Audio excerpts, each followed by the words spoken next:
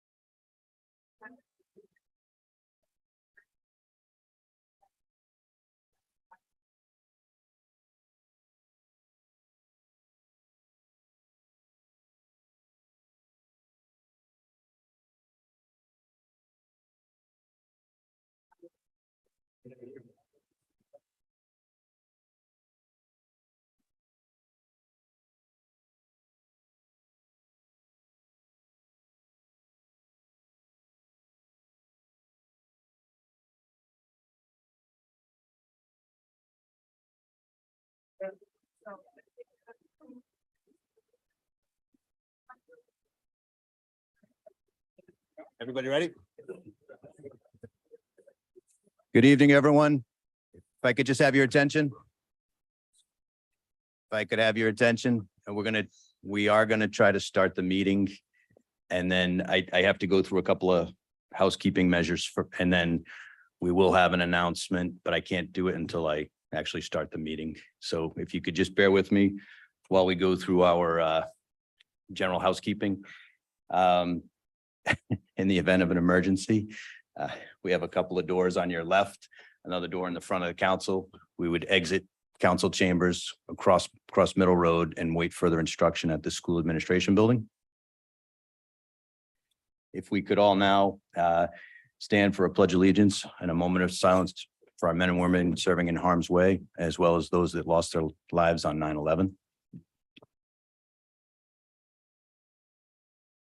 Pledge allegiance. To the flag of the United States of America and to the republic which stands one nation under God, indivisible, with liberty and justice for all.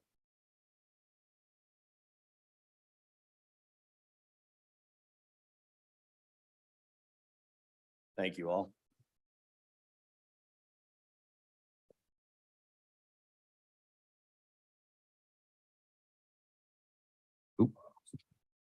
Okay, I just want to touch base, but before we actually begin our meeting, do we need to do roll call first? Do roll call first. Mr. Katzman, Here. Ms. Abbott, Here. Mr. Gleason, Here. Mr. Hamilton. Here. Mr. Levesque, Here. Dr. Ryan, Here. Mr. Aguirre. Here. Okay, I'm going to go out on a limb. I believe most of you are here for old business number 2, which is request for clarification on the request for proposal pertaining to the operation of the transfer station for bulky waste drop-off and diversion items. Given the number of folks that are here, we're probably close to capacity. We have folks out in the hallway. This is really no way to have a meeting and with folks out in the hallway. So what we're going to do is have to continue this item and have a special meeting where we can, it'll probably have to be at one of the schools, either the middle school or the high school, where we have adequate room for everybody to be able to be in the same room. Now, sorry for the inconvenience, but we can't have a meeting with people out in the hallway. I don't know when it's going to be. We're going to have to coordinate with the school to see when we can actually schedule the auditorium, see which venue is available and when.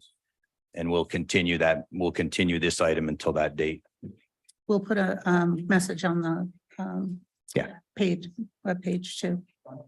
Yep. So if I could have a motion. Yep, we're going to need a motion. So moved. Okay. All those in favor? Aye. Opposed? Motion passes 7-0. Again, apologies for the. We will let you know when the meeting will be rescheduled. It'll be on the town website. I mean, you all got this, you all got a notice to show up here tonight, so it'd be the same process. Well, that's the process, folks. The process is it'll be posted. The meeting, the schedule, it'll be a special meeting, and that's when it will be posted. And that's it. No, it's because we're not, that's no way to run a meeting. I will give you enough time we're not having the discussion on it. We are continuing it until a special meeting. Sorry for your inconvenience, folks.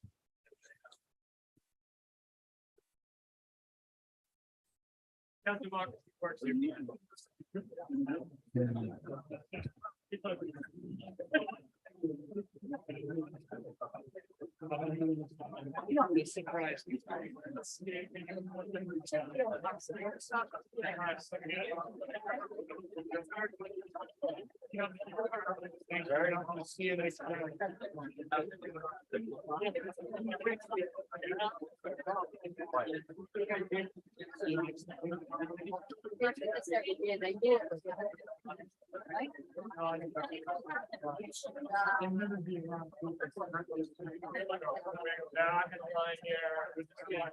you know where the petition is?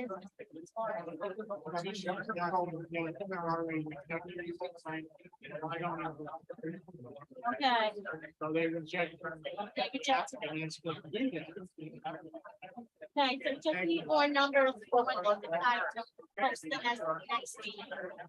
I told everywhere looking into the petition.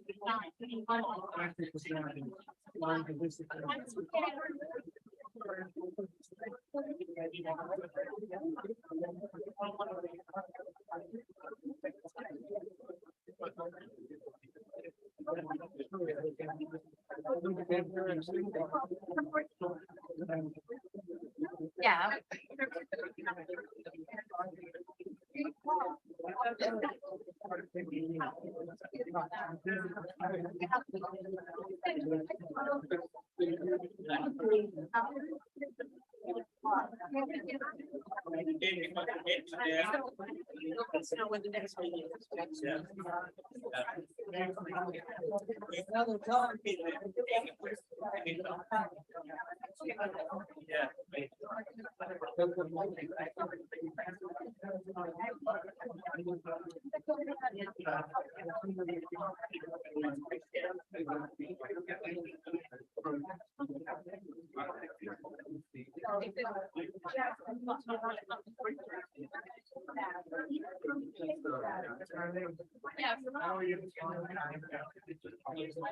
That's okay. That's okay. Thank you.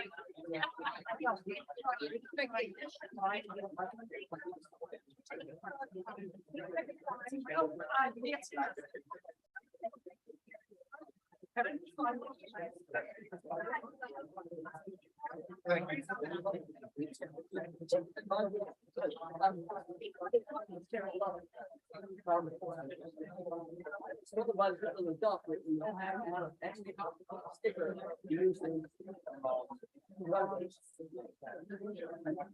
I don't know.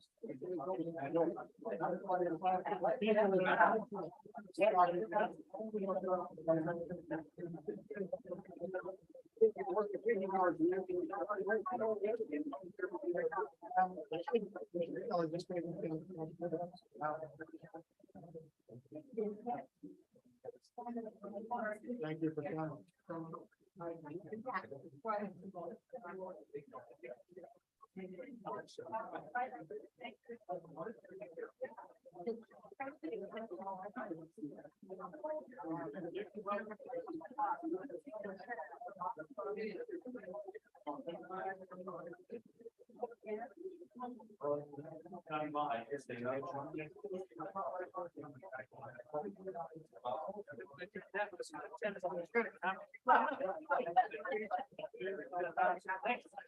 Let's get back to our agenda, folks. All right. Our next item is going to be the folks. We're back in session here, folks. Yeah, this is the agenda. If you're here for the trash, they're not, they're postponing it. They're gonna- Yeah, I know. I was sitting Okay. there. Yeah, I was sitting there, but you know, they didn't have these when we walked in. Because I was printing more because. they You were run out. printing more, yeah, yeah. Excuse me, folks. Step away from the doors. We're trying to start. We're going to continue the meeting.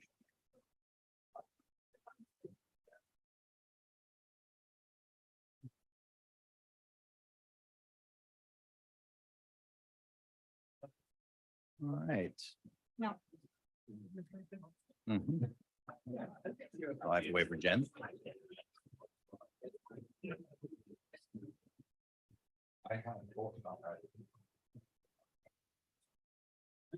All set, Jen? Okay, we're going to move on. The next, it's presentation recognition. First item is the Butts Hill Fort Proclamation. Yeah, there was no executive. Yeah. So.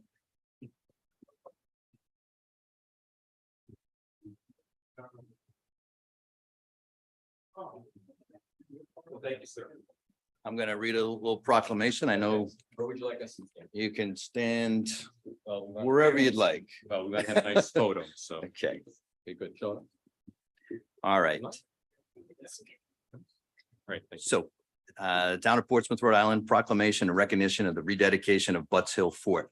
Whereas in recognition of the 100th anniversary of Dr. Roderick Terry's purchase and preservation of Butts Hill Fort to promote education and appreciation of the Rhode Island American Revolutionary War heritage, we congratulate the Battle of Rhode Island Association and the Portsmouth Historical Society for keeping Dr. Terry's vision alive. And whereas in 1776, the Americans built a small battery at Butts Hill, also known as Windmill Hill. It is now the largest remaining Revolutionary War fortification in southeastern New England. From 1776 to 1779, the British and Hessian troops occupied the fort. British General Robert Pigot ordered the residents of Portsmouth to aid in the construction of earthworks, and by December, the British had completed barracks for 200 men just south of Butts Hill Fort. And whereas Butts Hill Fort was the center of the American line during the Battle of Rhode Island, August 29th and 30th, 1778, in which the First Rhode Island Regiment, also known as the Rhode Island Black Regiment, fought to protect the fort for 17 days. When the British abandoned Rhode Island in October of 1779, the Americans again occupied Butts Hill Fort, and the French garrisoned the fort in 1780 through 1781. And whereas by 1907, the fort and surrounding property had been platted for 200 house lots. Local preservationists worked to save the earthwork. It remained largely intact due to the land's unsuitability for farming. And at the reenactment in 1923, Dr. Terry announced that he purchased the land for preservation. And whereas due to the importance of the Battle of Rhode Island, Butts Hill Fort is the only Revolutionary War fort in Rhode Island named a National Historical Landmark. Now therefore, I, Kevin Aguirre, on behalf of the entire Portsmouth Town Council, do hereby extend our congratulations to the Battle of Rhode Island Association and the Portsmouth Historical Society in acknowledgement of the rededication of the fort. With me, Thank you very much. Thank you, sir. Thank you very much. Wait, didn't you- Like, I'll let you introduce yourself, and if you'd like to say a few words. you can absolutely say a few words. You want to pose for the picture? Absolutely. You want us to go in front? Or are you good? This is good. Thank you. Whatever's best. All right. Yeah, if you just let everybody know who you are and happy to say a few words. Thank you very much. Good evening. I'm Paul Murphy, 16 Prospect Lane, citizen, also chair of the Butts Hill Fort Restoration Committee. Very busy night. Really appreciate this proclamation, especially on a night like tonight when you have many, many other issues happening. But I appreciate the full support of both the town council, the town administrator, DPW, and everyone else who is involved in this effort up till now, and our wonderful volunteers who stand behind me between Dr. Norcross, Joanna Spencer, Seth Jarrell, and the other 3 people that couldn't be here tonight. So I appreciate that a lot. We will continue to do our best to continue to improve the fort as the years go on, but this proclamation is really about Dr. Terry in the last 100 years. So with that, especially on a day like 9/11, we're just remembering him and what they did back then, which we are trying to carry through into this decade. So thank you. Thank you. Good. Not bad. I don't have anything else to say. Thank you. Thank you.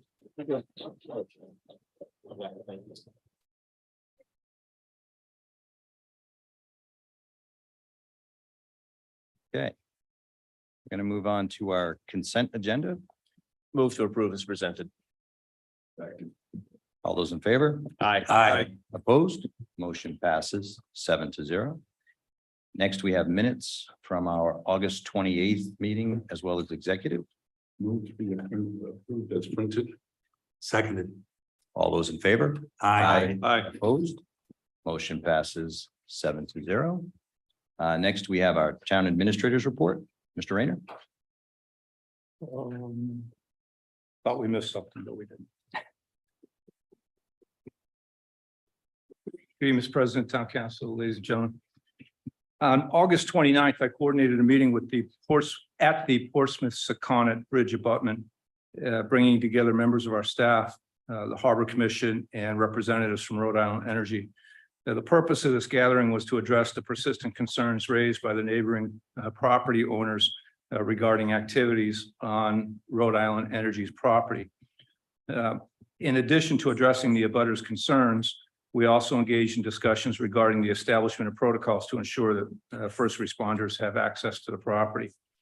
Following the site tour and our discussions, the Rhode Island Energy representatives have committed to consult with their organization to address the concerns raised during our meeting. And then they will provide feedback to me once they've completed these internal discussions. Last Saturday marked a significant milestone as we hosted what I believe is the inaugural Secaucet Coastal Bike and Stroll event. I extend my heartfelt gratitude to the collaborative efforts of numerous individuals and organizations who made this event possible. Special thanks go to John Vitt, our dedicated elected officials, volunteers, Bike Newport, the Providence Streets Coalition, Grossmart, Rhode Island, and the Rhode Island Department of Health, in addition to the Portsmouth Police, Fire, and Public Works departments. It's worth highlighting the exceptional support provided by the Portsmouth Police, who ensured the safety of our residents by conducting 64 escorts for those living on neighboring streets. The overall response from our community has been positive. In the coming week, our organizing team will convene to carefully assess the feedback received and strategize ways to enhance the safety, minimize disruption, and promote the overall enjoyment of future events like this. The next annual police awards and promotion ceremony will be held at Glen Manor House on Wednesday, September 27th. Families, legislators, and counselors should have already received invitations. And then lastly, the Rhode Island League of Cities and Towns next annual dinner and education day will be held Thursday, September 28th. This event is designated as a day of training and interaction for municipal CEOs, municipal department heads, and others associated with our staffs, and will culminate in an all membership business meeting that evening. And Mr. President, that concludes my report. Thank you, Mr. Rayner. Okay, we're going to move on to resignation and appointments. First item, it's the Conservation Commission. There are 2 vacancies and we have 2 applicants. First applicant is Dr. Murray Knockcross. Move to approve. Second. All those in favor? Aye. Opposed? Motion passes 7-0. Next is, I believe, Mr. Brendan Ritt. Move to approve. Second. All those in favor? Aye. Opposed? Motion passes 7-0. And we have the next appointment would be for the fence viewer. We have applicant Mr. Kelly. Move to approve, Mr. Kelly. Second. All those in favor? Aye. Opposed? Motion passes 7-0. And then finally, it's zoning board of review. There's 1 vacancy and then we have an applicant, Mr. Kelly. Move to approve. Seconded. All those in favor? Aye. Opposed? Motion passes 7-0. Okay, moving on to old business. First item is to request to authorize the grant of a 10-year easement for the new trail extension to the Secana Greenway Trail. Mr. President. Yeah. Move to approve as presented. Second. Any further comments, discussion? Is there anything? Nobody's online. Has the dollar been allocated in our budget? No. We have a motion and a second. All those in favor? Aye. Opposed? Motion passes 7-0. Thank you. Okay. Next item, obviously we'll have to set a special date there for the continuation of that meeting. So we'll move on to new business. First item is Narragansett Electric proposes to install pole 9 for the purpose of supplying electricity to the Hathaway Elementary School. Mr. Woodhead. Council President, members of the council, I went out there and inspected the pole. I don't see any problems with the location with National Grid marked out, so. And this is for the supply of electricity for next year's upgrades to the AC. It is, yep. Move to approve. Second. All those in favor? Aye. Opposed? Motion passes 7-0. Okay, the next item is request approval of the proposed police retention plan. Chief Peters.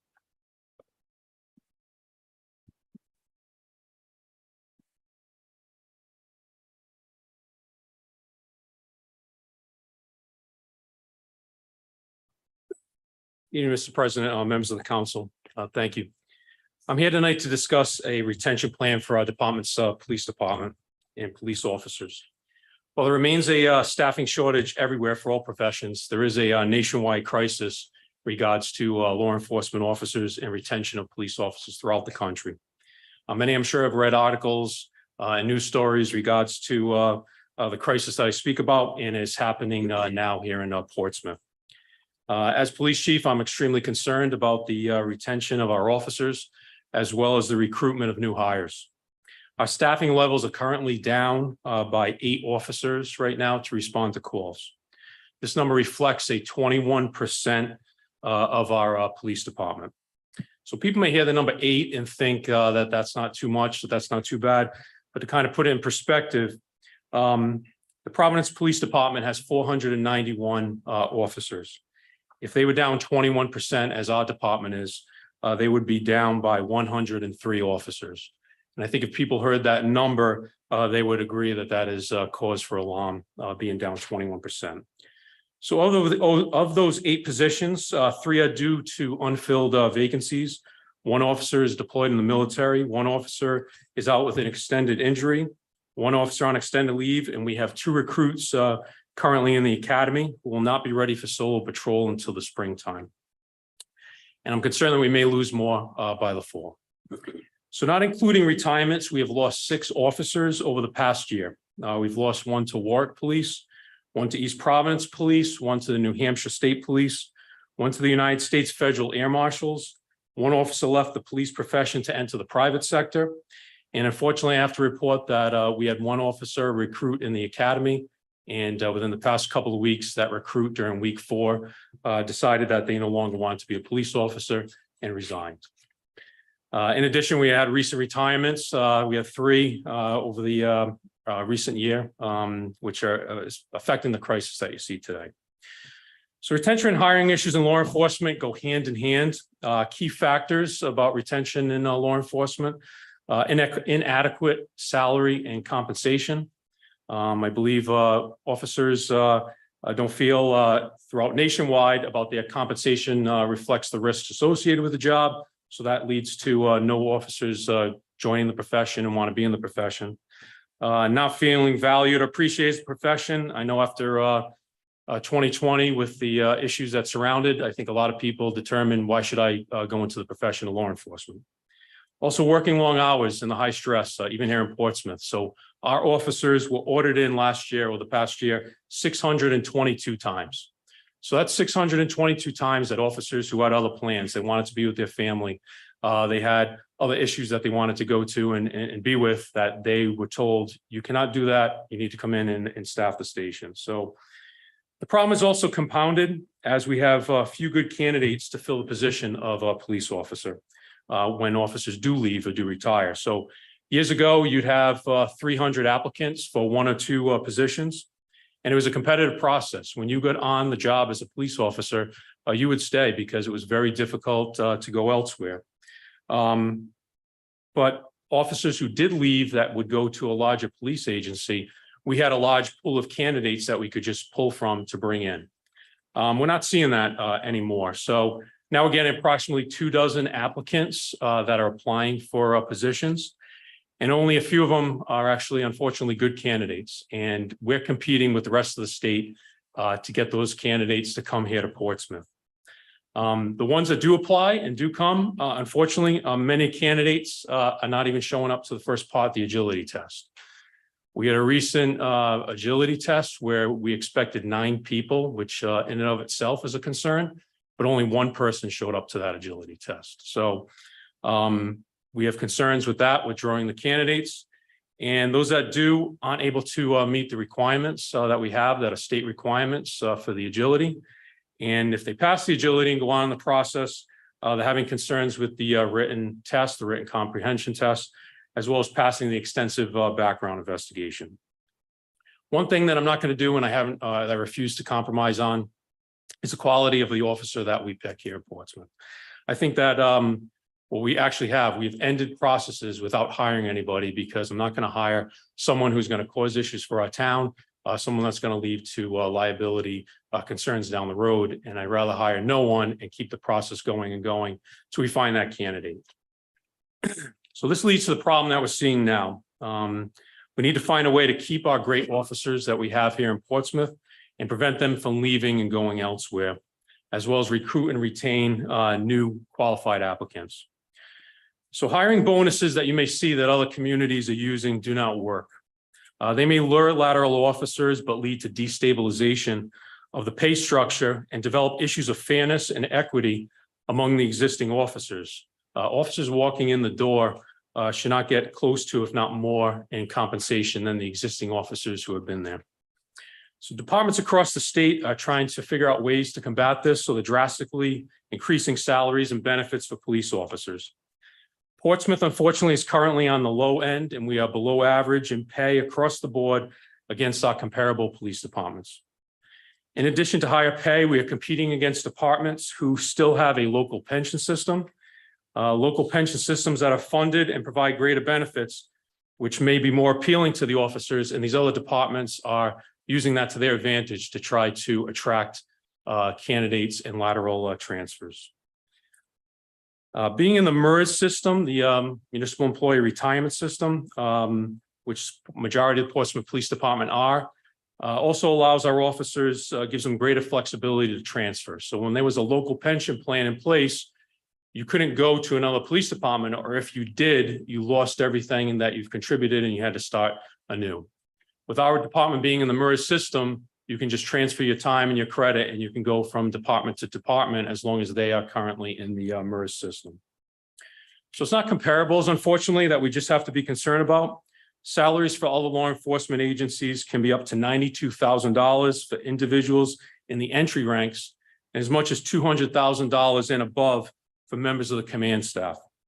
Officers are being lured to better opportunities as everyone is competing to attract talented and professional candidates. So here in Portsmouth, we are a product of our success. Portsmouth Police Department has worked hard over the years to vastly increase the training opportunities which we provide to the officers that led to more professional police agency, but has also led to better resumes and qualifications for those officers who are receiving those trainings, making them better candidates and better applicants for other agencies. So here in Portsmouth, we have officers that are hostage negotiators, accident reconstructionists, drug recognition experts, advanced roadside impaired certified, field training officers, certified in crime scene and evidence collection, and dozens of more certifications. We have officers who have been on and are currently or in the past on state and federal task forces, providing them with enhanced qualifications above other applicants elsewhere. It's also interesting, important to point out that we have 28 officers who have college degrees here in Portsmouth. 17 of them have bachelor's degrees and 7 have master's degrees. So with the training and the opportunities we provide our officers, unfortunately, they can pretty much write their ticket to any other police or law enforcement agency under this climate.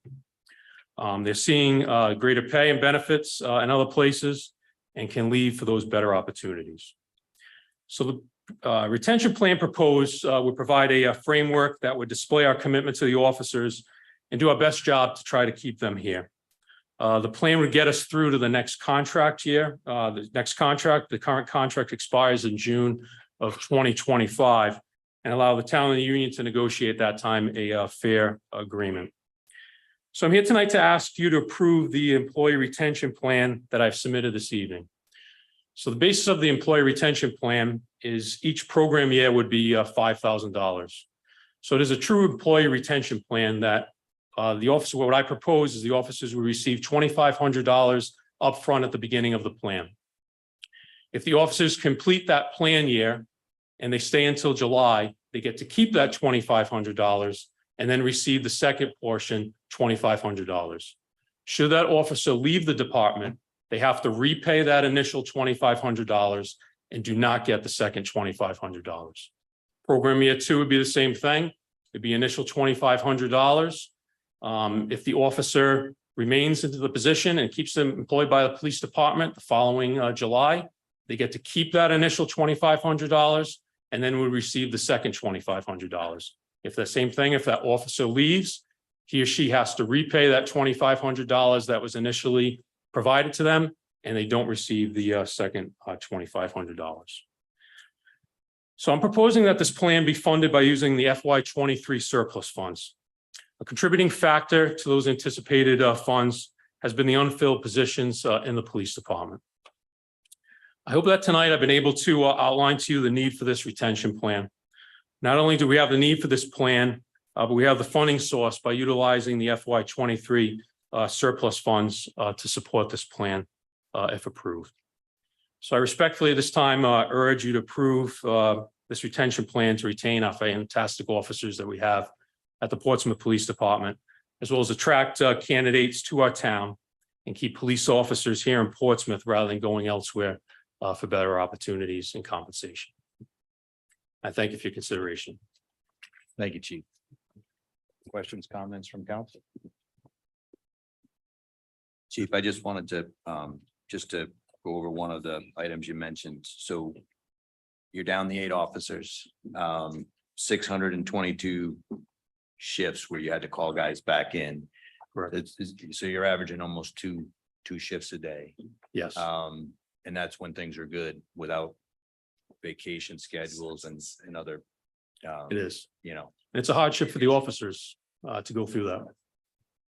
So we want to try our best to prevent more officers from leaving, because unfortunately, if additional officers leave, it becomes a snowball going downhill. And it just complicates and adds on and compounds. And we're trying to do our best to give a plan in place to keep the officers here. Okay. Thank you, Chief. Thank you, Mr. President. Just wanted to commend you on a very clear presentation. The issue in doing some of my own research on this topic. Portsmouth, in fact, is a bit lucky in that the police shortage goes back. I saw articles on this in dated 2004, 2006. It got bad enough in 2010 that a study was commissioned by the Rand Corporation to review it and come up with ideas. The fact that it's taken until now, I know it's been brewing for a while, but the fact that it's taken until now for it to really hit Portsmouth, I think speaks to how well Portsmouth has been an attractive place to work. But as you said, we are a victim of our own success. That's correct. So again, congratulations for that. Thanks. Thank you. Thank you. Chief, yourself, Deputy Chief Morris, I'm sure there's others worked on this plan are to be commended for coming up with an idea such as this for your men and retaining them. Do have a couple questions. Had to read this thing several times and I don't know, so it's got a foggy head here. It's essentially an officer after 3 years will get a $10,000 bonus. Is that, am I reading that correctly? Correct. After 2 complete years. Okay. It seems like, so if they get $10,000 bonus and they leave after the 5th year, what are they returning back? Well, that's to keep them, the $10,000 is over a 2-year period to stay during those 2 years. And I think that this is a crucial time for us. I'm hoping that it gets better in other communities as well, where people reach that level where they retain the officers, that people aren't leaving, that they're not trying to, for lack of a better term, poach our officers to go. So that would be what we'd get back, that we'd retain our officers that have the high qualifications that they have and prevent them from going elsewhere during this time frame. Get them to the contract, and then there'll be a contract between the union and the town to work out a fair agreement at that time. Sure. It makes sense, but I just look at the potential individual that, takes the money and runs regardless. I think, personally, I think a longer time period for the stay would be beneficial to the town. Certainly, if you're spreading it out often, between all 37 officers that have been here, some may have 5 years to go. Ultimately, it would be like, all right, you're signing on, you're staying for 20 years, otherwise you're returning all this money. I guess that clashes with your philosophy of the young officers, but that's, trying to think of the dollars that the town is going to spend on this. I think it's worth talking about. Yeah, I think the commitment that this plan would show the officers would hopefully, in my view, would be enough for the officers to say that the town's committed to them, that they would stay. And I understand your concern, but I know that there's been issues with other signed agreements when they have them in place as far as long-term that they have to pay back, as far as where if they leave the department, like there's been issues where, not under this term, but if they're actually some officers, if they leave within the first 5 years, then they have to pay all their training back and salary. There's been different issues like that have come up around the state that arbitrators have ruled that you can't do that. So that's why we came up with this plan, because I think this plan would be able to show the officers the commitment. It would be enough that it has an impactful meaning on the officers. That's a significant amount of money, and I'm not sitting here saying that it's not. I think it's a significant amount of money, but it's just that enough to make people think twice, because they can make more than that elsewhere. So it's a step in the right direction. So it's a leap of faith, but I think you've, if you've been down that route and you've looked at it over a period of 2 or 3 years and you're convinced, and I'll support you on this. Thank you, sir.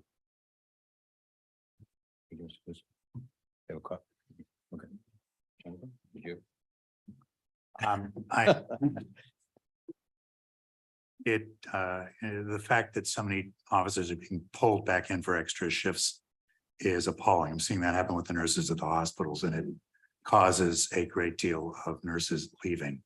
We can't afford to have any more officers leaving. You're caulking a very large hole in our hull, and I would move that we approve this plan.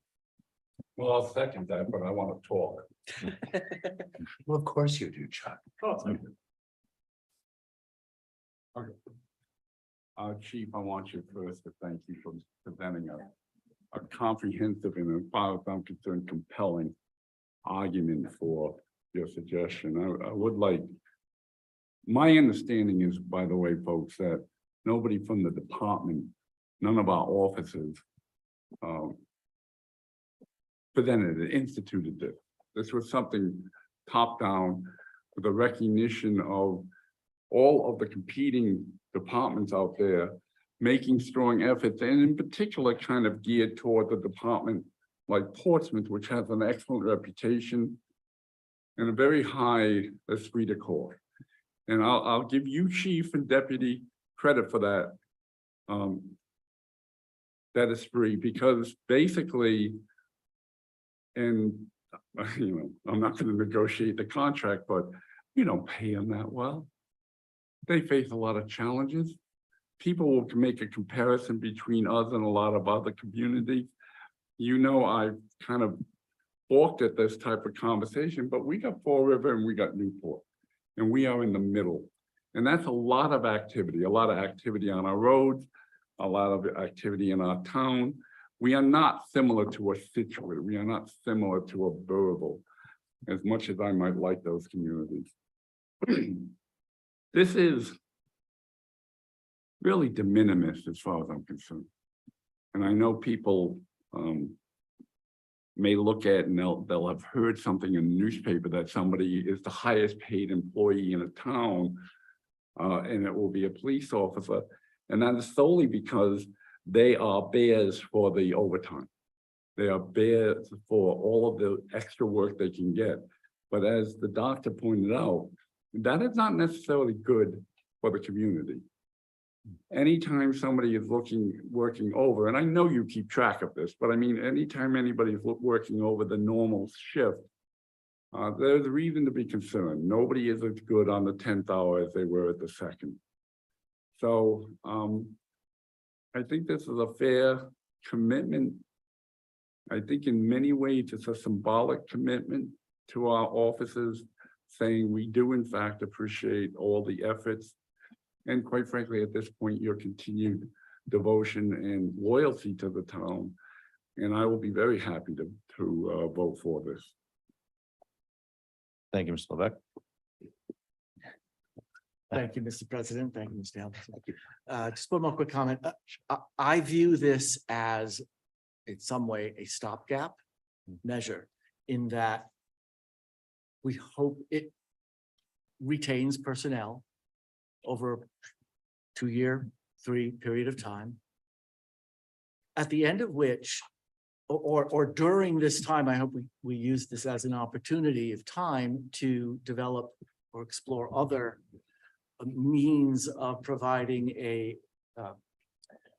quality of life, if you will, a work-life balance, or other types of things that aren't necessarily compensation. Obviously, people look at compensation as the top line element of their compensation package in a job, but Portsmouth can offer things, I believe, that not all communities can. Others can offer what we can too, but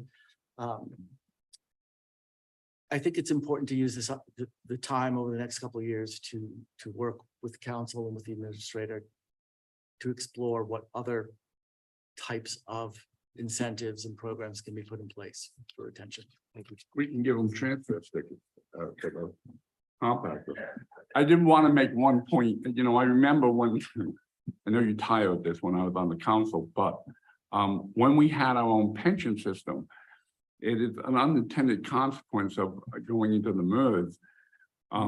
It was like 3 or 4 years. If you were still at the department in 3 or 4 years, then it did not make financial sense to you to leave and go to another department. And so you really did see some quality officers walk out the door at 3 or 4 years because they were recruited. And Portsmouth has always had a good reputation that you have continued. But without that, with the easy lateral transfer, we no longer have that hole. And that's kind of unfortunate. I'm not suggesting we go back to our own pension, but it is at least an unintended consequence of what we did. Thank you, Mr. Levesque. Just a couple quick points, not mentioned, but Obviously, we're not gonna hit the 37 officers and $92,500 this year. Correct, Hopefully, we hit it next year.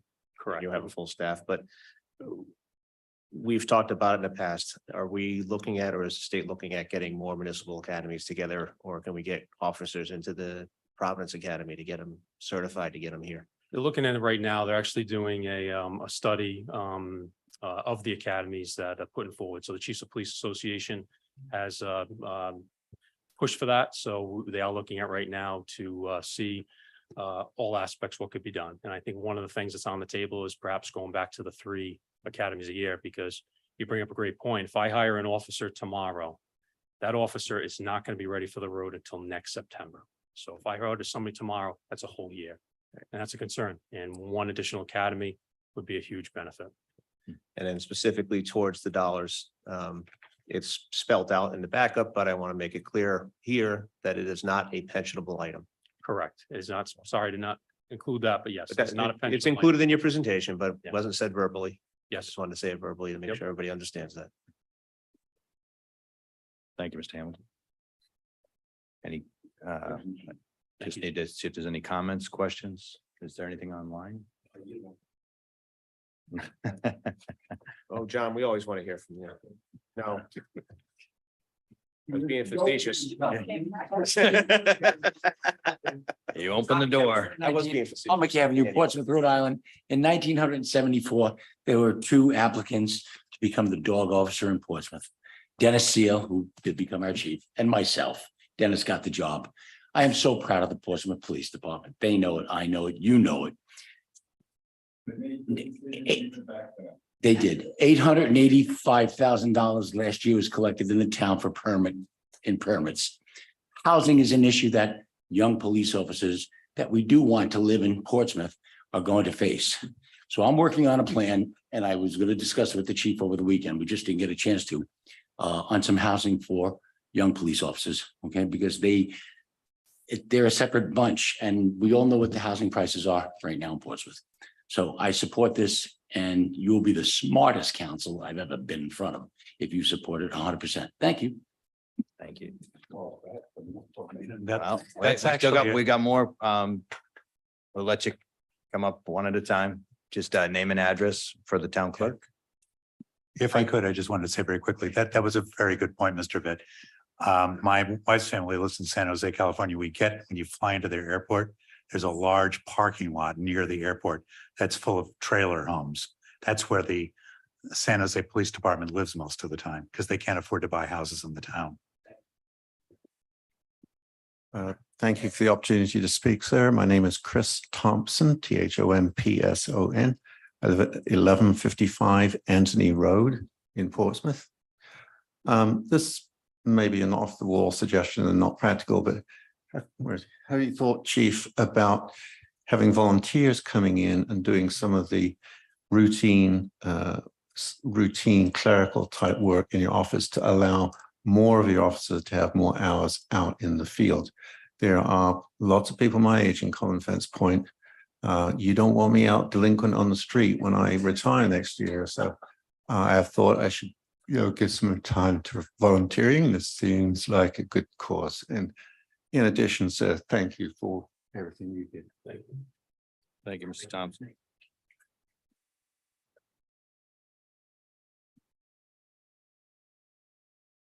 Tom Grabe, 110 Third Drive. I'm totally in favor of this. And I'm already thinking about the implementation. The one thing that I would suggest is that we audit and have the amount of the surplus for 2023 done. And then make sure that half of that goes into the warrants that it's supposed to go to. And the rest, which will, I believe, be way more than was needed for this program, then be put into this program as opposed to the other way around. It's not to degrade this program whatsoever. It's just to make sure those warrants get the money they deserve. Thank you. Thank you for your comments, Mr. Grebe. Any further comments, questions? Okay, so we have a motion and a second.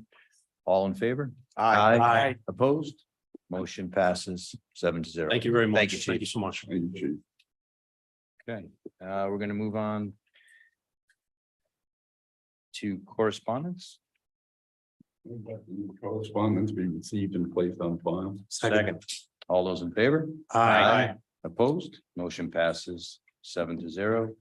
Future meetings, at the moment, we've got our September 25th council meeting, followed by October 10th, which is a Tuesday.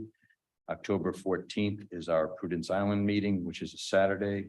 And then October 23rd are our next regularly scheduled meetings. We've reconfirmed the 14th. They have a quorum now. Yes. Yeah, Move to adjourn. Seconded. all those in favor? Aye. Opposed? Yeah. Thank you all. Good night. Much shorter than I- It might be.